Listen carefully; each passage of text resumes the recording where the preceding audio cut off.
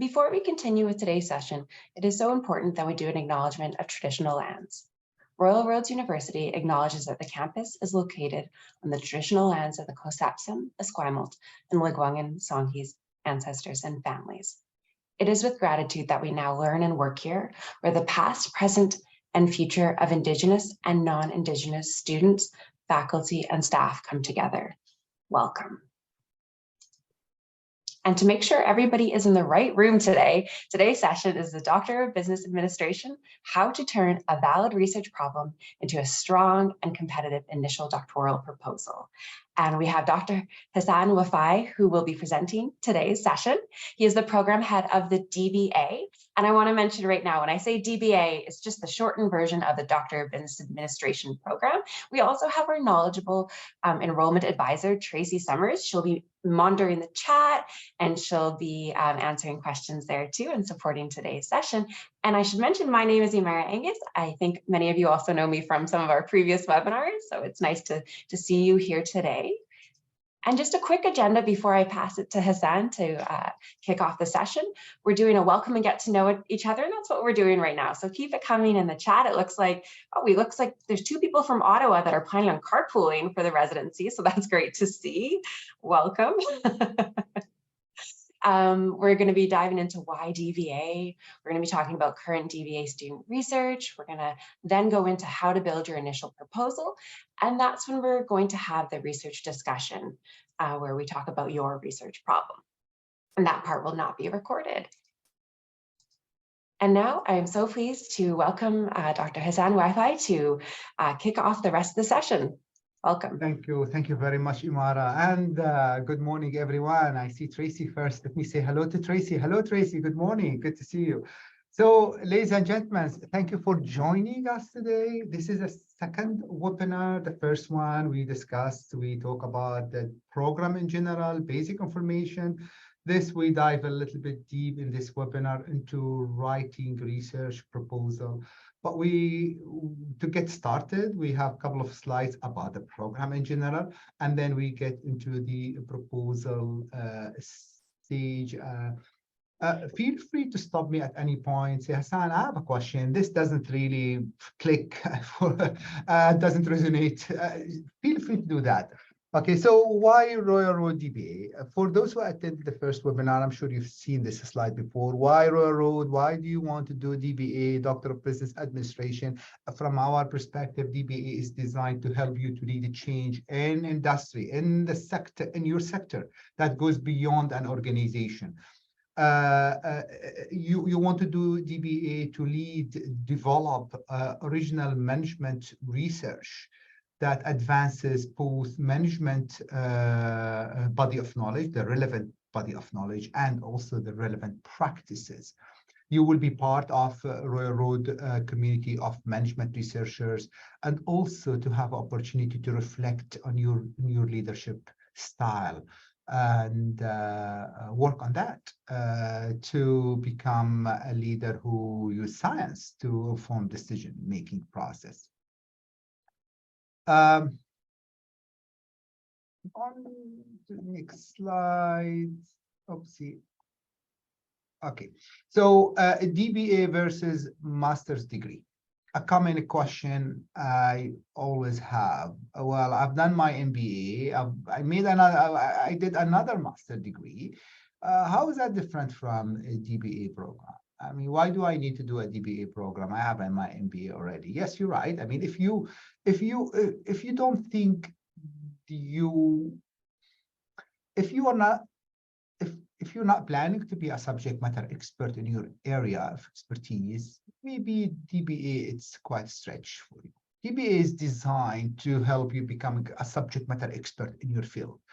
While master degree, including MBA, is normally these kind of degrees are designed to help to lead within an organization, to apply specific solution to your organization.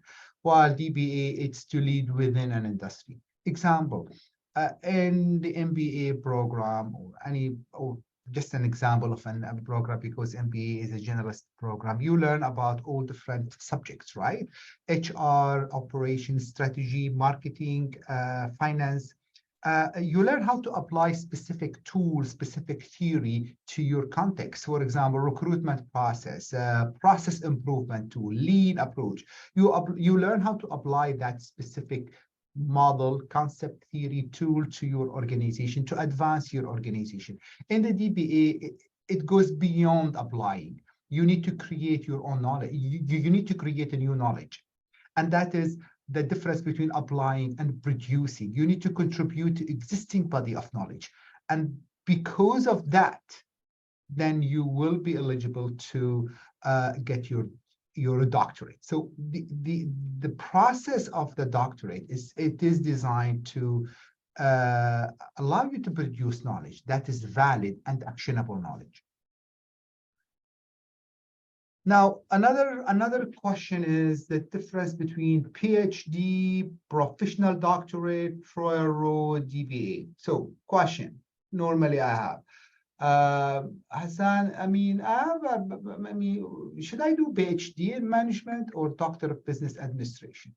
Or we've been searching on the internet and there are some other DBA program offered in other part of the world. Looks cheaper. Yes, cheaper, right? Should we go with it? Now, I'm not gonna tell you to go or not. I'm gonna explain the differences and then you decide, right? So PhD, it's a conventional doctorate. I did PhD. Professional doctorate, it is, I would say, an enriched version of the MBA. It's very professional, directed to, it's as I said, it's a rich version of the MBA program. Now, Royal Road DBA, it's, I would say, it's an integration between conventional and professional doctorate. First, Royal Road's a public university. It's one of the 5 research-intensive university in BC. I would personally, when I advise my colleagues, when they are scanning the market to see where to do PhD or doctorate, I would say, make sure that you are working with a reputable university. Now, how do you define reputable? How do you define reputation? It's at a master level, certainly accreditation for international student. This is an important, but at a doctorate level, I would say, being in Canada public, it's certainly something that is makes us feel, as a student, as applicant, feel confident. So that's the first piece. Now, PhD versus professional versus Royal Road DBA. In terms of program design, PhD, it's a research intensive. It's a non-modular. What does that mean, non-modular? Most of the time, you don't have a lot of courses. I mean, I did my PhD in UK. I did not have any course. It's all research. Now, PhD here in Canada, you will have number of courses and then all research. While professional doctorate, it's mainly modular. It's mainly about courses. So this is why we say it's a rich version of a conventional MBA. It's all courses. You will have a research component, part of these courses. Now, Royal Road DBA, it's a modular, but it's a research intensive. You have courses only in the first year, and the rest of your program is research intensive. And the reason for us why we design it like this, because our colleague who joined the DBA program, they need some courses to get started with their research. They've been away from university for quite a long time. We understand that they need some courses to get them ready to start the research. Outcome emphasis, the second dimension, PhD program emphasize contribution to theory. So at the end of your journey, as you're doing your conventional PhD, you will make sure the PhD is all about contributing to existing literature through peer-reviewed articles. That's a key. In a professional doctorate, it's more about contributing to practice. Royal Road DBA, since it's a hybrid, so we emphasize both. You still need to contribute to theory. You still need to add knowledge to existing body of knowledge, but at the same time, that knowledge should be actionable, applied. The employment preparation for employment, PhD prepares, students to become faculty. Professional doctorates mainly prepare graduates to continue in their career perspective or in their career trajectory. Royal Road DBA, it prepare graduate for jobs within and outside academia. And that's critical. Why it's critical? In Canada, for example, 70 to 80% of PhD graduates do not end in academic jobs, tenure track positions. That's 70 to 80%. That means 70 to 80% of PhD graduates will need eventually to find a job in the industry, and they are not prepared for that. And their degree are not very valuable in the industry because there's a stigma around PhD that is overly theoretical degree. And to a certain extent, that is not, I would say that is wrong. In some situation, PhD can be very theoretical. So PhD only prepares you to work in academia. Royal Road DBA, it helps you to work within academia and outside academia. I'm happy to go through all these dimensions, but I wanted to save the time to discuss research proposal. But let me go through another dimension here. Maybe we talk about the knowledge dissemination. In the PhD, the key emphasis is to communicate your research to academic audience. Communicating your research to academic audience normally means to publish in peer-reviewed journal. In professional doctorate, the key is to communicate your research to professionals and to public audience. In the DBA, you still need to communicate your research to academic audience, but you will also need to communicate your research to non-academic audience. For example, our colleagues in the DBA program learn how to convert their research to stories and publish it as a story in a blogs, in non-academic, journal.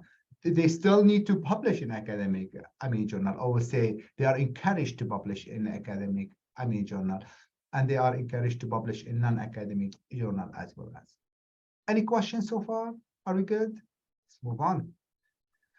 Okay. Hassan, there's one quick question that I saw in the chat that I believe you covered a bit of, but I'd love to draw your attention to it. Yes. It's, as we look at the comparison chart, in your opinion, will the DBA satisfy common job poster requirements for prof opportunities in Canadian universities? Yes, it does.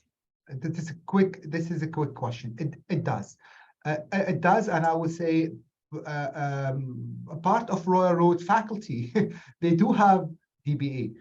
And go check in any, I would say in most Canadian institutions, you will see the faculty list and check their credential. You will see some of them, they do have DBA as a degree. So as a degree, it is a well-known quality in post-secondary institution. But there's always but here, right? It's not any DBA, right? Conventional DBA, professional DBA, it does not really help graduates to excel in research. To work in academia, you need to have research skills. So it depends on the type of DBA, and you will find most likely those who work in academia graduated from university that have research emphasis within their program, very much similar to Royal Road DBA program. Does that answer your question, Troy? Thumb up, thumb down. Yes, thank you, Troy.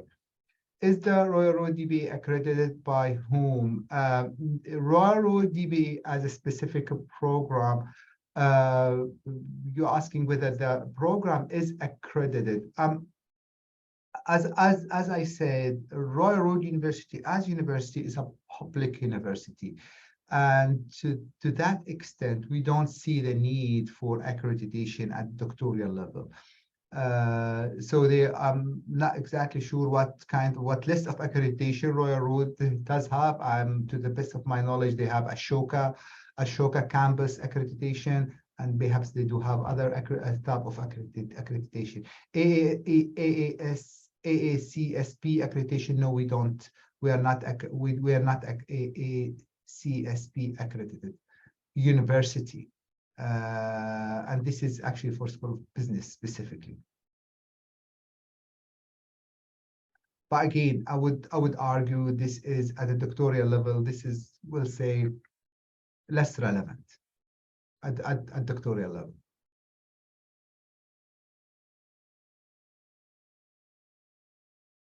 Can you ask the speaker to speak just that louder? Do you want me to speak louder? Yes, okay. Thank you. Thank you, Troy. I will speak louder. Thank you. Perfect. Thank you. Okay, then admission requirement. Admission requirement for the DBA, 7 years of professional experience, of which 5 are at management level, and you need to have a relevant master degree. There are specific admission requirements, online application fee, and there are certain supporting documents that you need to submit. And please feel free to reach out to our admission team for any question regarding admission requirement. Maybe one of the most important admission requirement is to submit initial proposal. You see here, initial proposal, and this is what we are going to talk about today, the initial proposal. But before that, as I said, our admission advisors are available to answer any question regarding the program, the process, the requirement, the campus services, or if you wish to connect with alumni or existing student to ask any question, feel free to reach out to them. I see Osa for international student. How early should the application process start? I would say I will advise to start as soon as possible. The deadline is September. So with international admission, I will recommend. I mean, with all colleagues who are interested, I will advise to start as early as possible. So to meet the deadline, it's a competitive admission. So you will not hear from us until after the deadline. Oh, what a specific word count. I will talk about this. So today we're going to talk about the research proposal.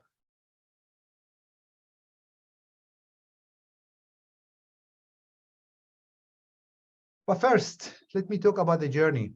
How does the journey look like?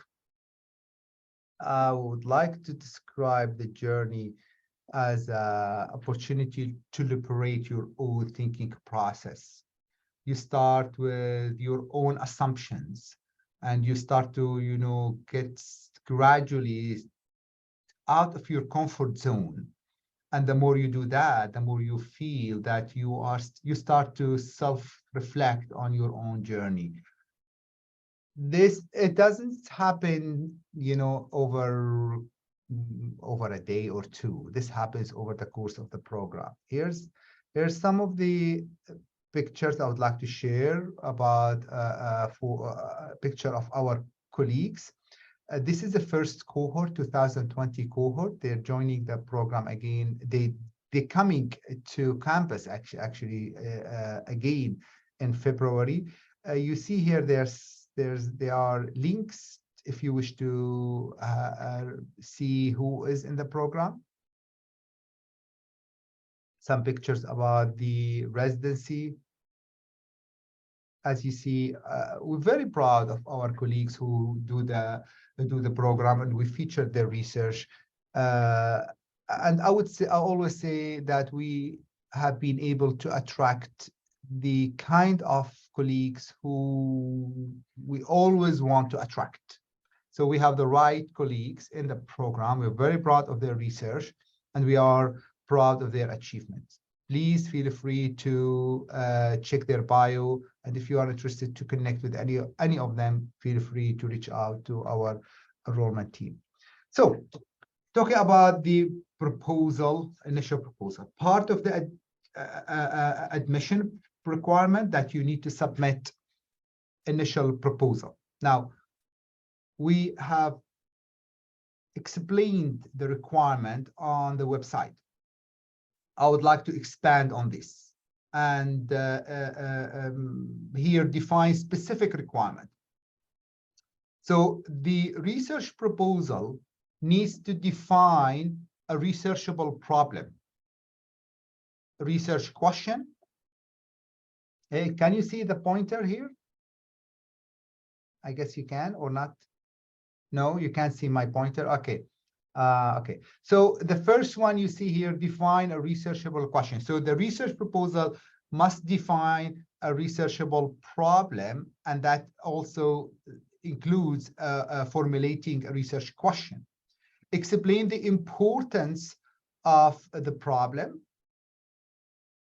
how the intended research will likely contribute to management practice and theory, including a key highlight from the literature, and lastly, explain how the intended research relates to your career goal and objective. I see a couple of questions here on chat. Let me try to capture them. Osa, please, what is the average acceptance rate? Okay, there you go. Thank you, Tracy. Okay, I think we're good. Okay, so these are 3 key requirements, and let me expand on each of these requirements. Define researchable question. So every proposal is based on a specific problem, and this problem must be management business related problem. And normally you define a problem either based on your experience, observation, or based on existing literature. So I've been working, for example, in IT sector for 30 years, and based on my experience, I believe that there is a problem in the way IT projects are managed. That's based on your observation, right? Or I've been working in public sector, and I know that in the public sector, different units do not communicate with each other. They don't speak with each other properly. There's a lack of communication in public sector. For example, and that's based on your experience, right? That is the problem you define then here based on your observation experience. Or you could say, well, based on existing literature, well, a recent paper identified a specific gap in existing literature. For example, well, there is little research around the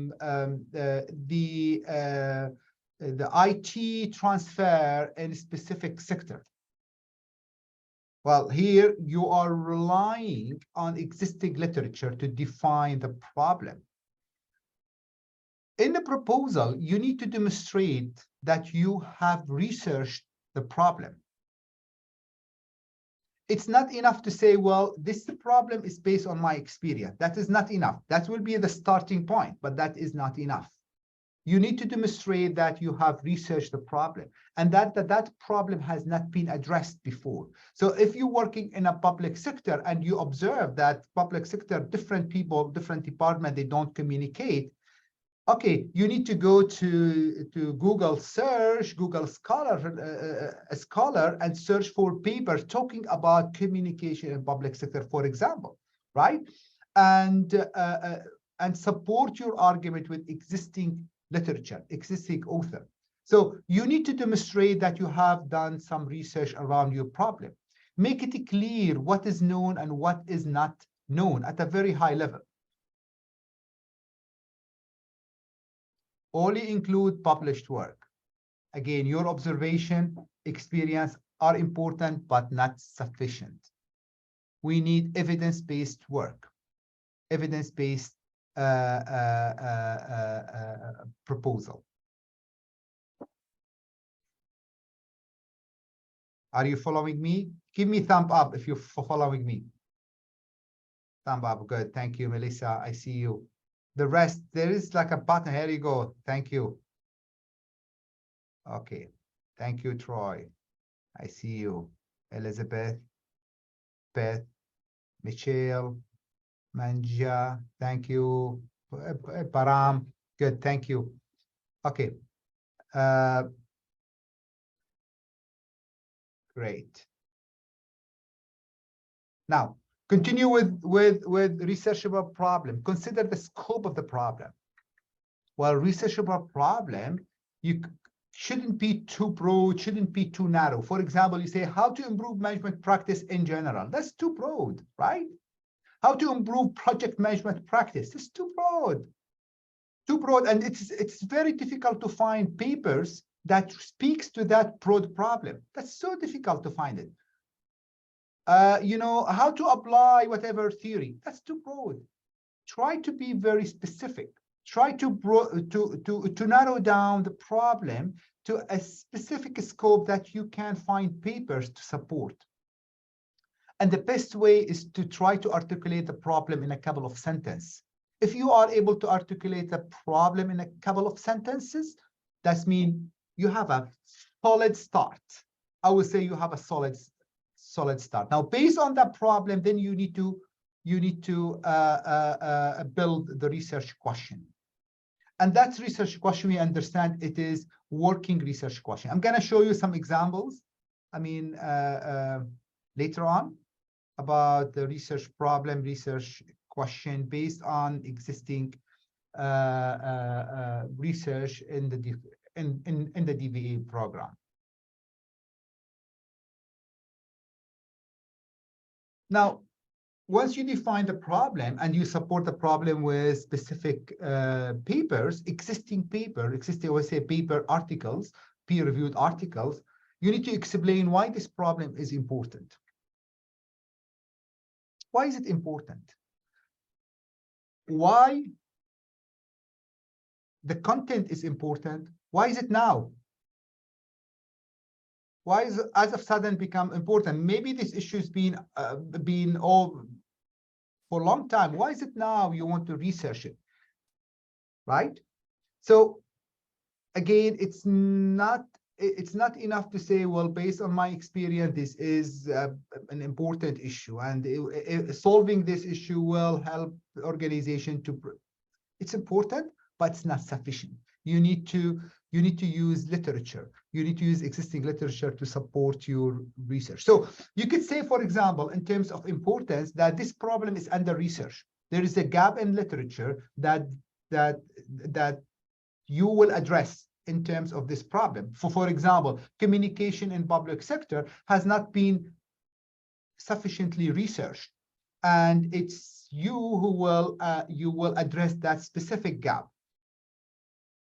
So it is very important, again, to explain what's known, what is not known. And in that what known, you need to highlight that the aspect that you are going to focus on have not been addressed yet. And your research will address that particular aspect. Part of that conversation, of course, you may want to also highlight the potential consequences of solving the problem, right? Within your industry, your society, or within the management practices. I can't emphasize enough the importance of including key highlights from literature. So one of the reasons why we sometimes, I would say, reject, what we normally do, we ask the applicant to resubmit the proposal. One of the reasons it is that the proposal is not evidence-based. And we receive a proposal 5-page and there is one or no references. That is weak. It's very hard for that proposal to compete with other proposals. So you need to include key highlights from literature. It's not expected to have full literature review. We don't expect like 1 page of references. That's not what we expect. Only key highlight. Now, when we say key, it's totally up to you how many papers you want to include. So we expect key highlight from the literature. We need to know that you are aware of some key authors in your area of expertise, area of research. And ideally, of course, that you may want to highlight how the research problem is positioned within the literature. I can't emphasize it more. Include published work, include works that has been referenced before, peer-reviewed articles. Your observation and experience are important, but not sufficient. Now, in the proposal, I will say it's good that to put a paragraph, a couple of sentences about the research design. We do not expect, and again, I'm going to repeat that, we do not expect a full description of the research design. And you don't need to do that. And you don't need to do that. Only just like a high-level discussion around how are you planning to address the problem? And what are the sources of data information that you are planning to use? Okay. Before I go to examples, any questions so far? Are you following me? Give me thumb up, thumb down. Okay. Thank you. There you go. Okay, good. Example, Nathan Panda. Nathan is he is a current DBA student. He joined a DBA program in 2020. Nathan has a master's degree. It's not in management though, but it's a relevant master's degree, right? Relevant to his research. I think his master in area of healthcare and nursing and stuff like this. He has more than 15 years of experience in healthcare sector, in the Canadian healthcare sector. He's currently leading a nursing unit in Alberta, rural area in Alberta. So as you can see, Nathan has a lot of experience. He's a professional, very much like you, has a master's degree, willing to go beyond master's degree. Now, Nathan wanted to be a subject matter expert in his area of expertise in a nursing field, right? He's leading a nursing unit in northern Alberta. Now, what is a research problem that Nathan is looking at? Nathan noticed that there is a perpetual nursing retention challenge in the rural area in Canada. Actually, what happened with him, based on his observation, right? Based on his experience, in 2018, 40% of nurses working in his department just left over 2 months. That's a crisis. For him, it's a crisis. Like, for God's sake, I'm losing 40% of my nurses over 2 months. Why? What is the reason? So he started looking into the literature, you know, how can I keep the remaining 60%? And he couldn't really see anything specific to healthcare sector, rural areas specifically. How to retain nurses in rural area and the healthcare sector and within Canada. We talk about Canadian context. So that is a problem that is defined by his experience, also supported in the literature. It's important because no one else has addressed this problem before. So the research question, based on that research problem, it's what are the factors affecting nursing retention in the rural area in Canada?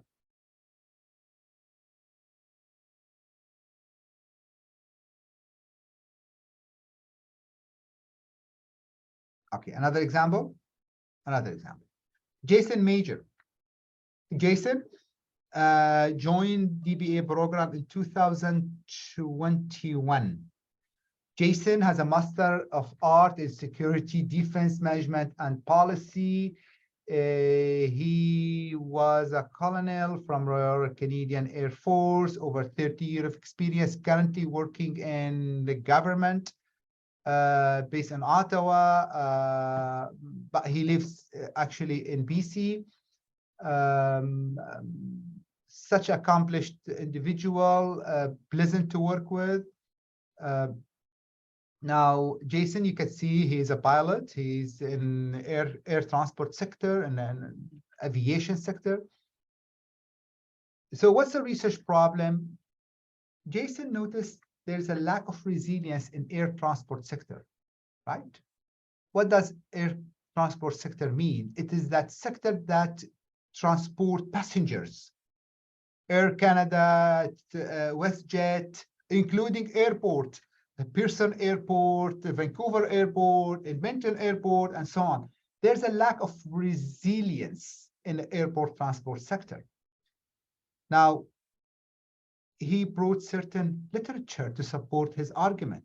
Well, there is evidence what happened during COVID, and that shock that really impacted the Canadian air transport. Thousands of Canadians lost their jobs.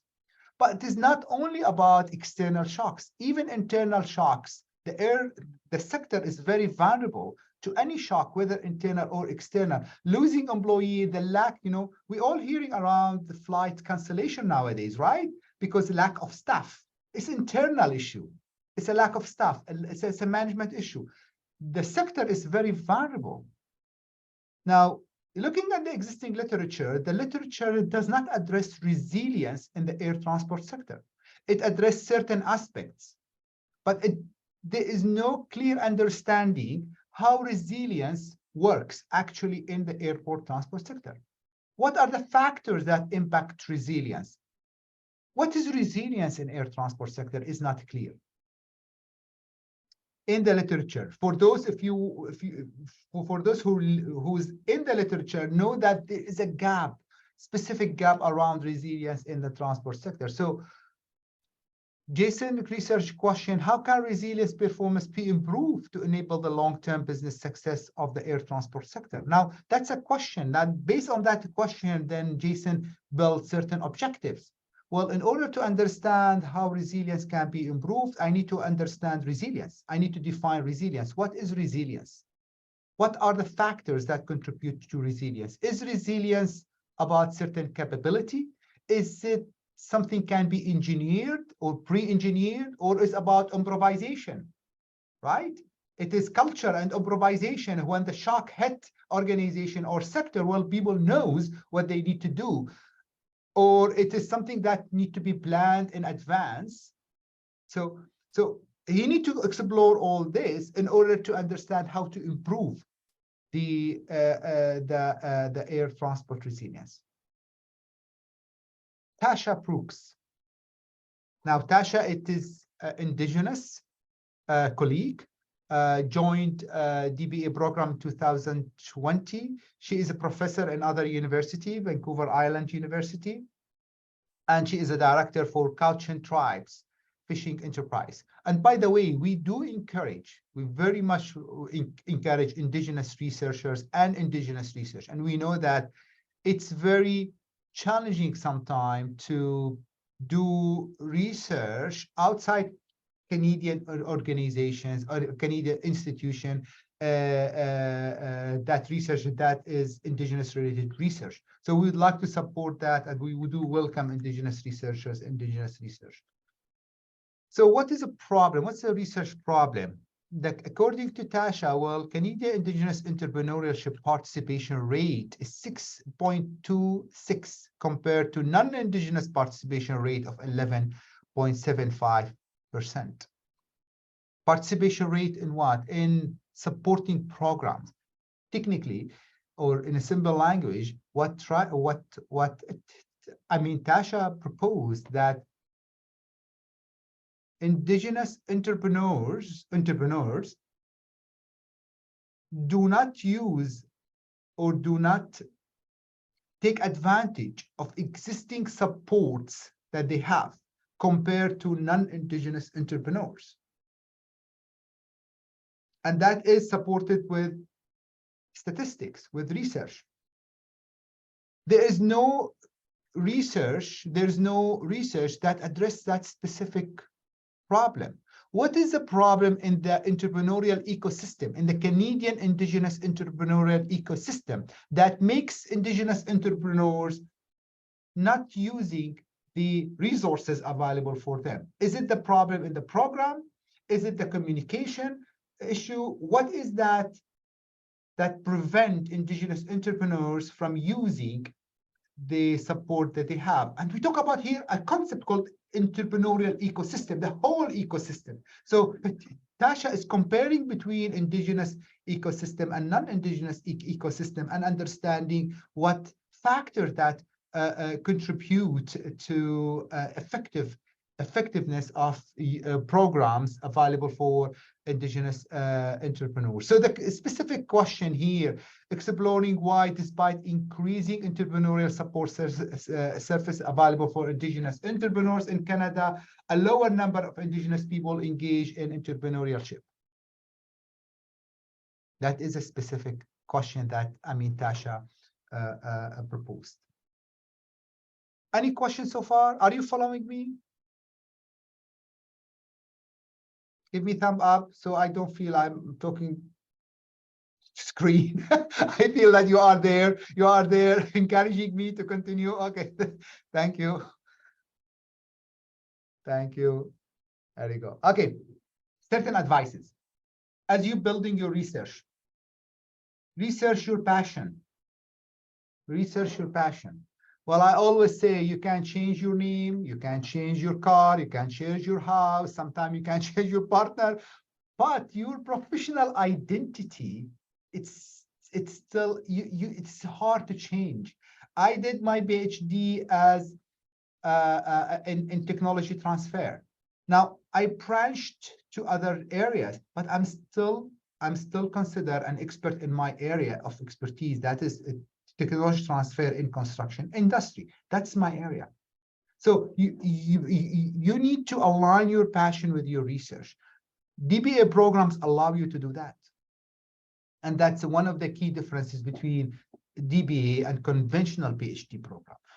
So passion researcher often result in thoughtful and rigorous research. Know your motivation. Why DBA? Why a DBA? Why a doctorate?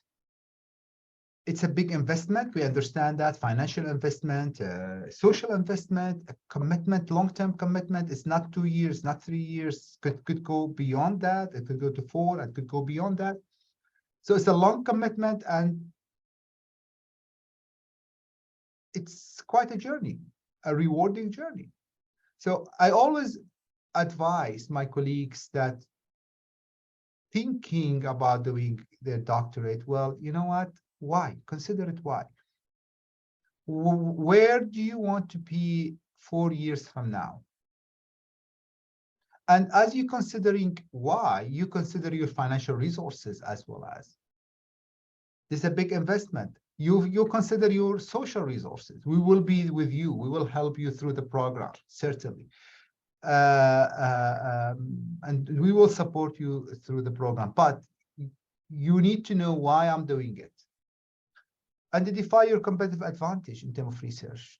Well, Tasha research, she is an Indigenous researcher. She is doing research in Indigenous area. She's supporting her community. Certainly, she has a competitive advantage over any other researchers who would like to do the same research. Nathan Panda, he has worked in the healthcare sector for quite a long time. He's leading a nursing unit. He experienced a problem. Well, who else can do the research? He has competitive advantage over any other researchers who are going to do the same research. Jason Major, been in the industry for quite a long time. He knows the industry. He knows what he's talking about. And well, he's the right person to do that kind of research. So know your competitive advantage as you define your area of research. Now, as you're building a proposal, consider the structure of the proposal. Do I have a standard structure? I don't. But I would say proposal ideally will need to have some sort of introduction, right? To introduce the readers, your readers, to the context of the proposal. 1. 2, you need to have the research problem, research question, clear highlights from the literature. And these highlights from the literature are relevant to the problem, to the specific problem. Not just any key highlights from the literature, key highlights from the literature that are relevant to the problem. Explanation of the importance of the research design, a couple of sentences, and then discussion around how the research aligns with your passion, with your career trajectory, how this research will add to you and where you want to be. Tell us why this research is the right research for you. The length of a proposal, 5-page. And we have highlighted that on the website, and I would like to emphasize this. Some colleagues think that, well, by providing like 20-page, that gives them competitive advantage. No, that does not give you competitive advantage. No. Please try to make your proposal a 5-page. And that, I think, keeping it to 5-page is a competitive advantage. Elizabeth, 5-page excluding title page and reference page, that's it. Yes. Citation and reference, use the citation and reference manual that you are familiar with. At Royal Road, once you will start the program, we will emphasize on ABA manual. But we understand that some colleagues coming from other institutions or been using different manual, that's okay. If you use Chicago reference or Harvard or any manual, that is okay with us, as far as you are citing information. So I call it the kiss of death. When you include information that is not properly cited, that is the kiss of death. That kind of proposal, it does not even reach to us. It's automatically rejected. So this is a very important, and I can't emphasize it anymore. It is important that you have to use a proper citation to cite your any information that you will use. Clarity and readability. The proposal for us, it's the only piece of evidence that speaks to your ability to write, that speaks to your way of structuring a research problem. So you need to be very careful around writing it precisely, clearly, concisely. So this is critical as well as. And many, I would say, in some cases, proposals are rejected because they're not clear. Just simply, they are not properly edited, not properly proofread before being submitted. So make sure that your proposal is properly edited, properly proofread. Okay, before we talk about getting started and move to the next part of the workshop, let me address some of the questions. I see a lot of movement in the chat. Imara, is there anything that I need to address, or should I go through the conversation? We do have a question that you can briefly address. So we have a participant wondering if they can use the Royal Roads University Library while they're creating their initial proposal. Actually, we don't. I'm not exactly sure how that works. You can, if you are in Victoria, I think personally, you can come to the library and use the resources as a guest. But to use the online resources, I do not think that is possible unless you are part of Royal Road community. That said, you can use if you are close to any university library, you can just go there and use the resources as a guest in the library in person. That's one. Two, there are many online resources available online, open resources that you can use. If you couldn't really get the paper that you want, what I will advise you, go to Google Scholar. And Google Scholar, what at least you will be able to access the abstracts of the paper. And at this stage, I will say that might be sufficient. Or if you are very much interested in reading like 3-4 papers, once you define these 2-3 papers through Google Scholar, then you can go to a nearby library and access the full paper from a nearby library. I hope that helps. And how about we do a few more questions and then we'll jump into the research part, because I know that's a really great part, is having everybody being able to share their ideas and having enough time to go through them. So the next question is, how early can an applicant submit the research proposal, and is there a maximum amount of submission attempts allowed? How early? I would say as early as possible. So it allows us to take our time to review the proposals and to be honest, and that is clearly outlined on the website. Since it's a competitive admission, decisions may take up to 6 weeks after closing the deadline, because we will compare all these proposals and all the applicants' application. Every applicant being reviewed by 2 adjudicators. So to answer your questions precisely, how early? As early as possible. If there is a number of attempts, I would say no. There is no. We don't have attempts. The logic of attempts. You submit the proposal is reviewed with the whole file. The decision is made, yes or no.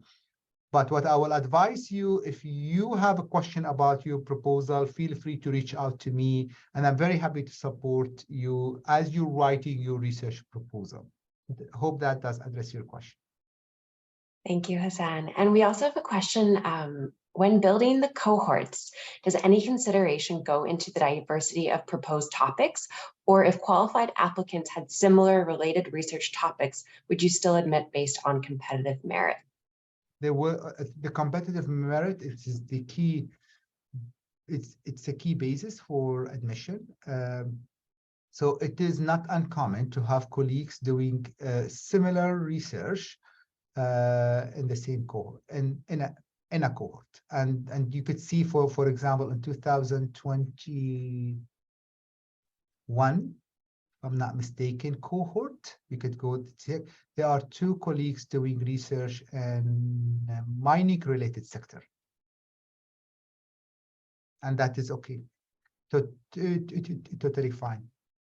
And what if someone's research topic is not related to their master's degree? I would say I would like to see. I would like not to provide answer here like a blanket answer. Instead, I would like to go case by case. So if there's a specific situation, please reach out to us and let us address it. So we learn more about the type of the master and the type of research question and so on and so on. Okay, and I have one question before we jump into the next stage of our session today, and is, would you consider a research case study that is outside of Canada?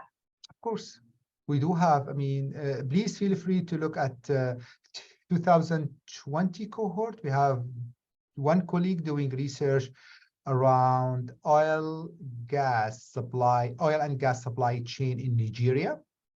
We have another colleague, I think in 2022, also doing research around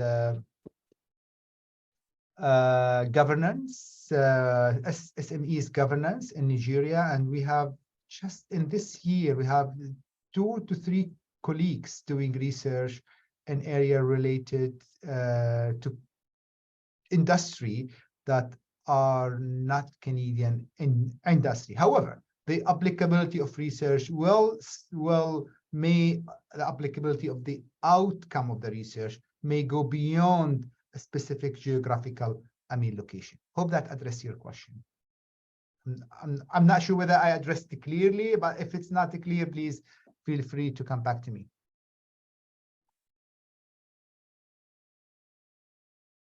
Any other questions?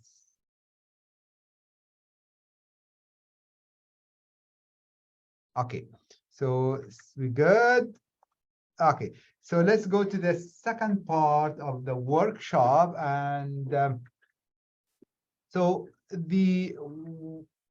what I would like to do in the next half an hour is to do an exercise altogether.